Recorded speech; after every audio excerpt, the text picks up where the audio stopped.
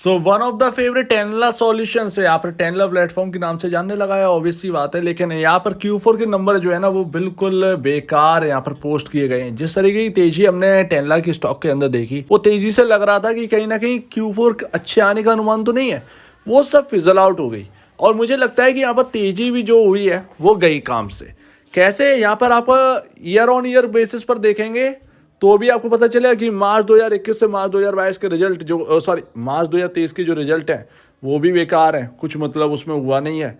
और अगर आप क्वार्टरली देखें, क्वार्टर दर क्वार्टर, तो वो कम हुए। तो स्लो डाउन यहाँ पर जो है टेनला प्लेटफॉर्म्स के स्टॉक जो नंबर्स है उसमें देखने को मिल रहा है, जो कि मार्केट को बिल्कुल भी अच्छा नहीं लगा। एक तरीके से समझिए तो आप इन्फोसिस की जो नेगेटिव ग्रोथ हुई है, सेम टू सेम यहाँ पर टेनला ने ऐसी नंबर पोस्ट किए हैं, यहाँ पर भी ग्रोथ जो है वो नेगेटिव में चली गई है टेनला की। तो भैया टोटल इनकम देखिए, जो कि यहाँ पर जो है ना आपका 875 करोड़ से क्वार्टर दर क्वार्टर ही देखे जाएंगे। यहाँ पर ध्यान रखिएगा, आपके आईटी सेक्टर के अंदर Q3 से Q4 को कंपेयर किया जा रहा है, सॉरी Q4 को Q3 से कंपेयर किया जा रहा है, यहाँ पर ध्यान रखिएगा।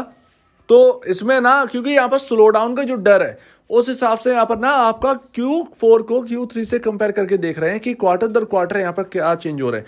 तो क्वार्टर दर क्वार्टर 875 करोड़ से घटकर यहाँ पर जो है 838 करोड़ रुपए की नेट सेल्स यहाँ पर जो है ना वो की गई है, जो कि आप कहेंगे बहुत ज़्यादा कम तो नहीं है, लेकिन यहाँ पर ग्रोथ नेगेटिव है। आप समझ रहे हैं ना, ये शब्द ही काफ़ी है, ग्रोथ नेगेटिव। और यही चीज़ हुई थी इन्फोसिस के अंदर, ठीक है ना। तो इसीलिए वो इन्फोसिस वो 10% गिर गया, यानी कि सुस्त है और ग्रोथ जो है वो नेगेटिव में चली गई है इस वक्त।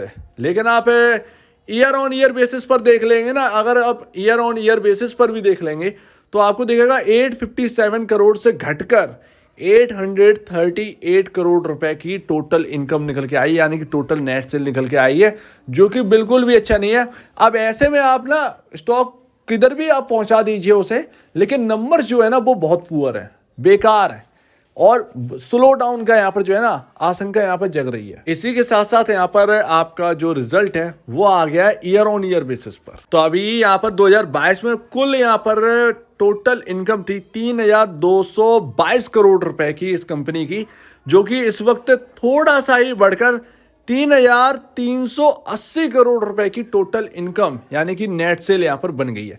तो 3222 करोड़ रुपए से बढ़कर 3380 करोड़ की आ जाना टोटल इनकम। इसमें कोई आपकी एक फायर वर्क ना पूरे साल में कंपनी ने कुछ भी करके नहीं दिखाया है।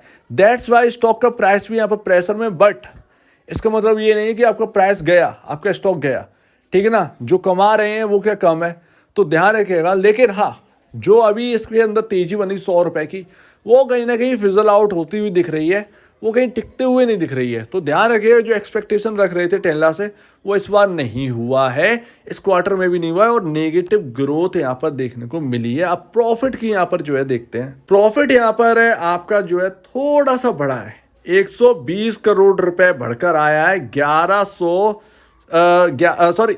116 करोड़ रुपए से प्रॉफिट बढ़कर 120 करोड़ यहाँ पर हो गया। यानी कि अगर आप कहें तो प्रॉफिट में जो है ना पॉजिटिव ग्रोथ है, लेकिन स्लो है।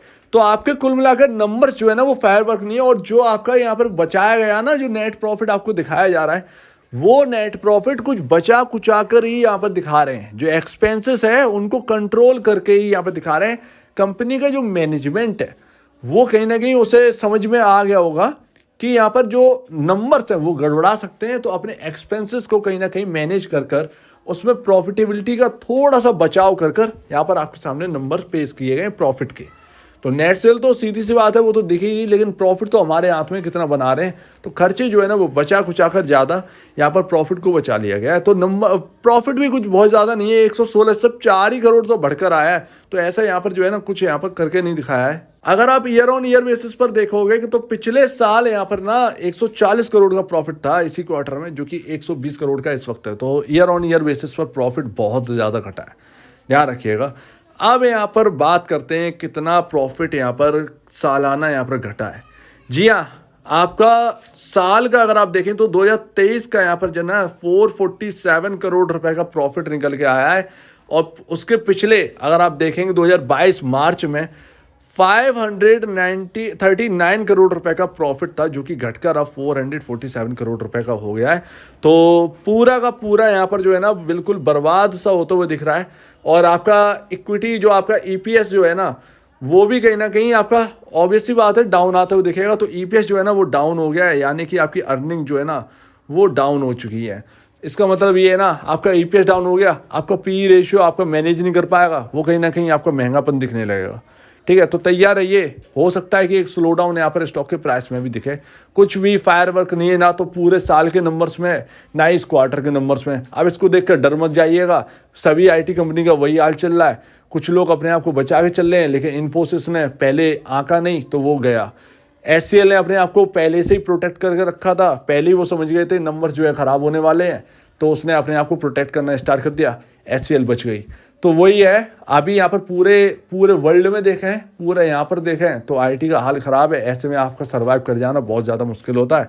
टेस्ला ने भी वही करके दिखाया है। एक बहुत ही बड़ा नंबर ट्रेड रिसीवेबल्स का, मतलब है आपने कमाई तो कर ली, लेकिन आपकी उधारी कितनी है ये ज़रा देखना है। कितना पैसा आना बाकी कंपनी के पास, कुछ ज़्यादा तो बढ़ा तो नहीं है। तो 560 करोड़ का यहाँ पर 2000 सालाना यहाँ पर बता रहे हैं, सालाना यहाँ पर 560 करोड़ रुपए का ट्रेड रिसीवेबल था, जो कि इस वक्त 570 करोड़ है। ऑलमोस्ट मोटा मोटा मैनेज करके चल रहे हैं ट्रेड रिसीवेबल्स भी, तो यहाँ पर एक अच्छी बात है। ऑलमोस्ट अगर आप बात करें तो 10 to 15% 15 to 17% के आसपास यहाँ पर है ना उसकी नेट सेल का यहाँ पर जो है ट्रेड रिसीवेबल्स हैं। और ये बहुत सही है, बहुत सही है। आईटी के हिसाब से बहुत अच्छे हैं ट्रेड रिसीवेबल्स, ये तो मानना पड़ेगा। तो अंदर के फंडामेंटल अगर आप देखोगे तो अच्छे हैं, वो हमेशा अच्छे रहेंगे। टेस्ला एक लौती, ध्यान रखिएगा, आप इसको देखकर मायूस मत होइएगा। टेस्ला एक लौती कंपनी है जो कि आपको क्लाउड में मिल रही है। क्लाउड टेक्नोलॉजी बेस्ड है यहाँ पर जो है ना पूरा। अगर आपको क्लाउड बेस्ड चाहिए ना कोई कंपनी की क्लाउड आगे के लिए, तो वो सिर्फ टेस्ला का नाम आता है, और कोई टीसीएस नहीं, कोई इन्फोसिस नहीं। सो उम्मीद है आप पूरी बात यहाँ पर समझे होंगे। सो मेरे हिसाब से अगर आप पूछे आईटी स्टॉक्स के अंदर, ये नंबर्स मुझे बिल्कुल भी जस्टिफाई नहीं करते कि ये यहाँ पर जो है ना टिक पाएगा। बाकी 692 एक ऐसा लेवल है जो कि मैंने आपको पहले बता दिया था। 3 बार यहाँ पर जो है ना रेजिस्टेंस बना चुका है, 4th बार भी कोशिश करी, ये क्रॉस नहीं कर पाया 692।